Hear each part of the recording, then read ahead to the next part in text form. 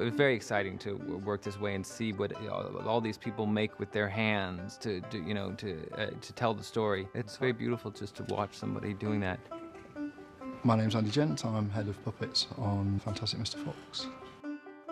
The whole process for us starts with a design drawing. We've had a team of people working on character design and development with Wes, doing illustrations and prevising all of the characters. We started with real animals and a couple of sketch artists and just did a lot of drawings and presented those to Wes. He started narrowing down the search for these characters. I think we're always keeping in mind the actors who are playing the characters. We did a lot of maquettes, a lot of sketches, and finally brought them down to the essence of the characters that you see in the finished film. After quite an extensive amount of character drawing, we'll start to block them out in plasticine, so we'll actually then turn them into a three-dimensional sculpt. As we sort of get to a good shape with things, we'll start to add more detail to it, more textures, until it's a fully finished sculpt with all of the details, basically all the character in. Once we've got it into a nice shape, we'll remove all the sort of sculpted clothes to get the bare parts of the puppet. And then we'll do a mould for it that we can then subsequently get the finished armature out and the finished silicone or foam latex or combination puppet.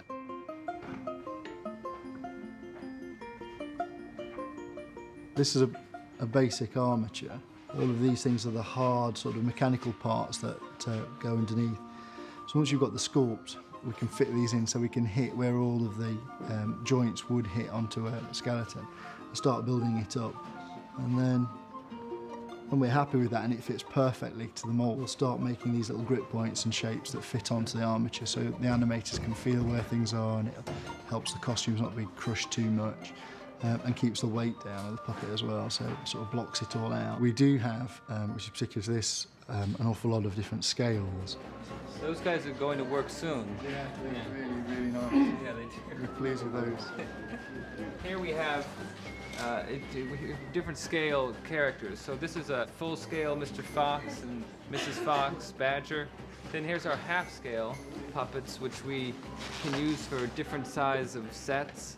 And then sometimes we'll use these micro scale puppets, whereas the full scale mouse is about the same size as the micro badger, as you can see. But there's also this scale, which is we say mini micro, which can be used for very, very wide shots. This little puppet can be animated. We've had some new joints which are incredibly small, so 1.6mm doubles is affectionately known as. But they'll go into some of the smaller parts, and then we might use some wire with that to get the rest of the puppet to move. But when you get down to our really tiny puppets, the mini micros, they're just a little wire armature, and they're not much bigger than your sort of thumbnail, but they help us get these truly enormous sort of set pieces out. Oh wow, look at that thing. It's got all these little pieces, these little joints, really, aren't they? Yeah, so it's sort of a little Can bit... I make it dance or will Yeah, I you break can, it? yeah, you should be able to move him around. Oh, It's got wire legs and arms. man, oh man. So now what do you gotta do? Then you put silicone, this is what you pour a body for it? Yeah, that's the mould. I've painted it in. That's the mold. So he goes in there, take that little fox. The casket, Amontillado. There you go. Micro Mr. Fox. You're starting to get a puppet that looks kind of human or sort of animal shaped. From then you're getting into kind of finishing processes with it.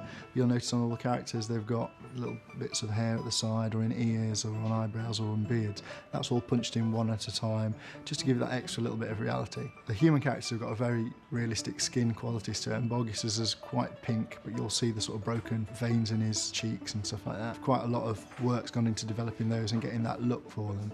So the hair's a really nice little addition to it. With the animal characters, they've actually got fur as a covering to them. We've had to be really quite careful where we've sourced things from, so everything's come from repurposed backgrounds. So we've got quite a lot of goat and rabbit and a little bit of kangaroo.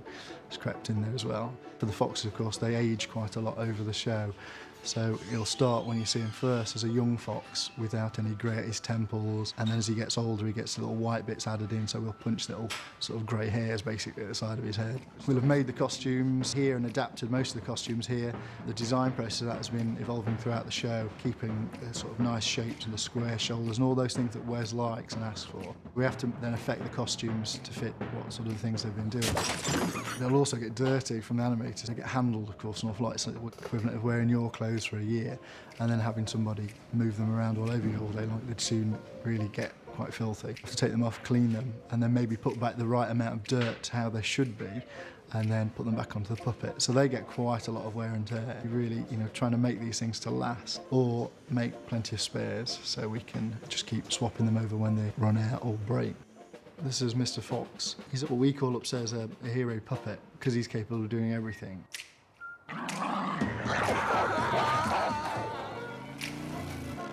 Inside him is a full ball and socket armature. He's got a foam skin and he's got some silicone hands and feet. He's still got his tail on. This is before he's had his tail shot off by the farmers. But everything's wired and in his fingers, so he can do all of the little poses the animators need to do. He can grip things, so he can open, close his fingers and pick things up off the table, grab the chickens, all the things he's got to do in the movie. In the face, he's got a full mech inside here. So this is an exposed mechanism for our hero, Mr. Fox puppet. So you can pose him around. He's got his eyebrows, you can see there. There's the little paddles that move the flesh on the side of his teeth to give some of the sort of nice little expressions around there. His nose that can move around so he can sniff the air. His little front teeth, so just to get those tiny little shapes around there. And the cheek paddles. So the combinations of all of those things, it does make them really expressive. With the combination of the cheek there, the snarl there, tip in his jaw, tip in his head, you can get all manner of expressions really quite quickly. These characters look so emotional when you get them in a really tight close-up. I mean, we have our puppets, which are, the puppet heads are this big. Sometimes in a close-up that is just eyebrows to mouth. And they're not humans, but there is something that you can kind of feel when you look into them. If what I think is happening, it